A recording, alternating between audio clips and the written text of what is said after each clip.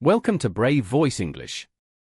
Listen, read, and learn English with short stories. Don't forget to subscribe. Let's begin.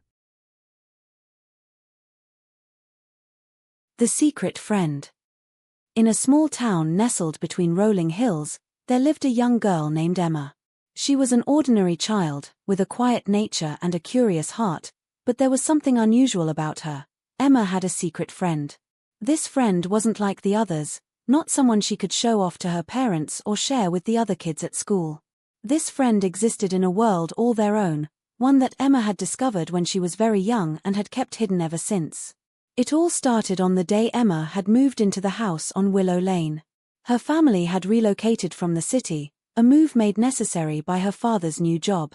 The house, an old Victorian structure, sat at the edge of the forest, surrounded by tall trees and thick vines that seemed to whisper secrets on the wind. Emma wasn't thrilled about leaving the city behind, but she didn't have much choice. Her mother was excited about the change, her father was too wrapped up in work to express much emotion, and her little brother, James, had already made a friend with the neighbor's dog. But Emma wasn't sure what to make of the strange house at the end of the street. The creaky wooden floors, the musty smell of old furniture, and the mysterious garden in the backyard made her uneasy. There was one part of the house, however, that she found oddly comforting, the attic. It was in that attic that Emma first met her secret friend. The attic was tucked away at the top of a narrow staircase, hidden behind a door that creaked as it opened. Dust particles danced in the pale light that filtered through the single, cracked window. The space was cluttered with old boxes, trunks, and forgotten trinkets from years gone by. There was a faint smell of lavender and mildew, a mix of nostalgia and mystery. Emma had been exploring the house one afternoon when she stumbled upon the attic door. Curious, she had pushed it open, thinking to herself that it would be another dusty room to avoid. But to her surprise, there was something different about it. There was an energy in the air, an almost tangible presence that made her heart race in excitement. She stepped into the attic, her footsteps quiet on the wooden floorboards. As her eyes scanned the room, Emma noticed something out of place: a chair in the corner, not just any chair, but an old rocking chair, its wooden frame weathered by time. It rocked slowly, as though pushed by an invisible hand. Emma blinked and stared, unsure of what she had just seen. Was it the wind? Or perhaps just her imagination playing tricks?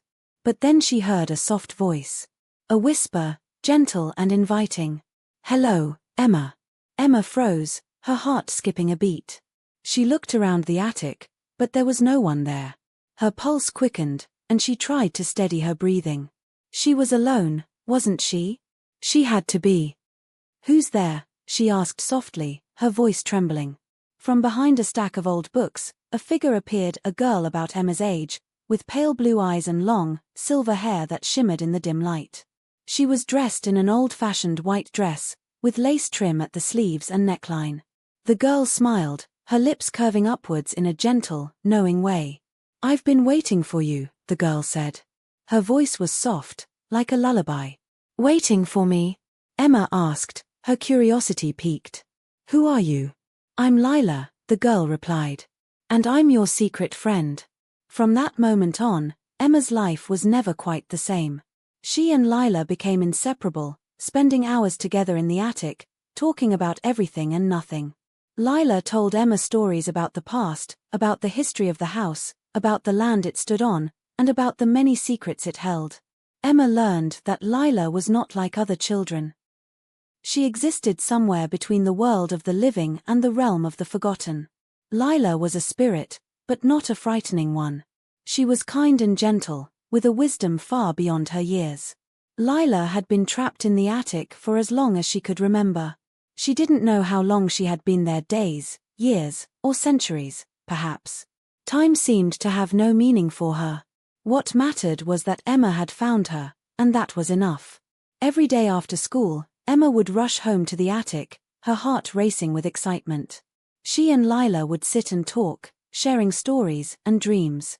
Sometimes, Lila would show Emma visions of the past, allowing her to see the house as it once was, full of life and laughter. Other times, they would sit in silence, simply enjoying each other's company.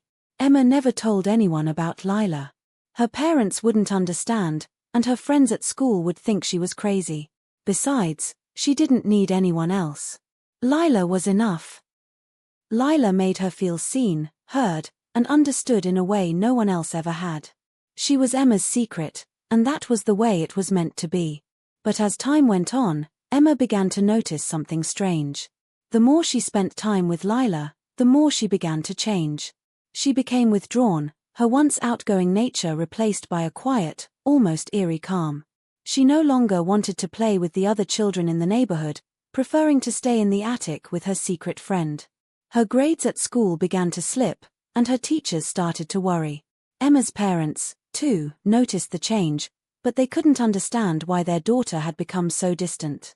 One evening, as Emma sat in the attic, Lila whispered to her, "It's almost time." "Time for what?"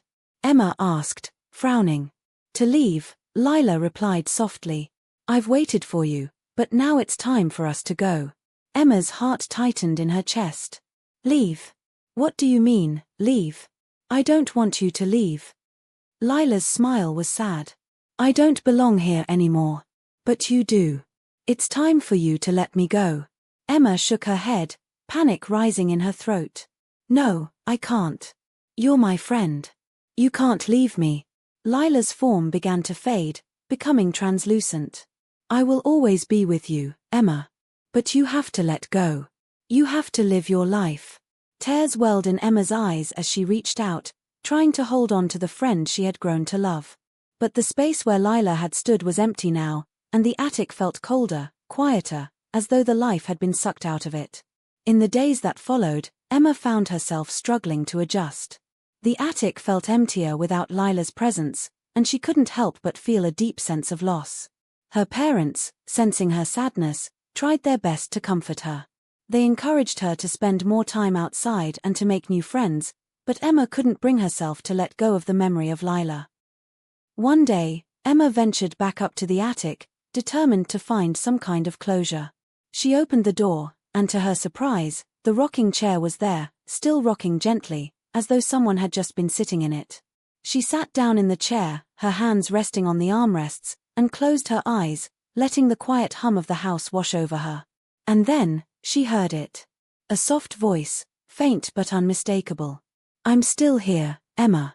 Emma opened her eyes, a smile tugging at the corners of her lips. She looked around, but the attic was empty. Lila's presence lingered, a feeling rather than a sight. "I'm not leaving you," Lila whispered. "You just have to remember." Emma nodded, her heart swelling with love and gratitude. She didn't need to see Lila to know that her friend was with her. The bond they shared wasn't one that could be broken by time or space. It was eternal, and Emma would carry it with her for the rest of her life. And so, Emma grew up, but she never forgot her secret friend. Lila remained a part of her, a quiet whisper in the back of her mind, guiding her through the trials and triumphs of life. Whenever Emma faced difficult decisions, whenever she felt lost or alone, she would find comfort in the knowledge that Lila was there, watching over her. Years later, when Emma returned to Willow Lane as an adult, she walked into the old house once again. It had changed, of course. The walls had been painted, the furniture replaced, and the garden had grown wild and overgrown. But the attic was still there, hidden behind the same creaky door. Emma climbed the stairs to the attic, the weight of memories heavy on her shoulders. She opened the door, and there, in the corner, sat the rocking chair, still and silent. She smiled softly to herself and sat down, closing her eyes. "I remember," she whispered. "I remember everything." And in the quiet, the faintest whisper of a voice replied, "I know." The secret friend would always be with her, not just in the attic, but in her heart. And as Emma grew older, she realized that sometimes the best kind of friends are the ones who remain with you, quietly guiding you through life, no matter how far apart you may be.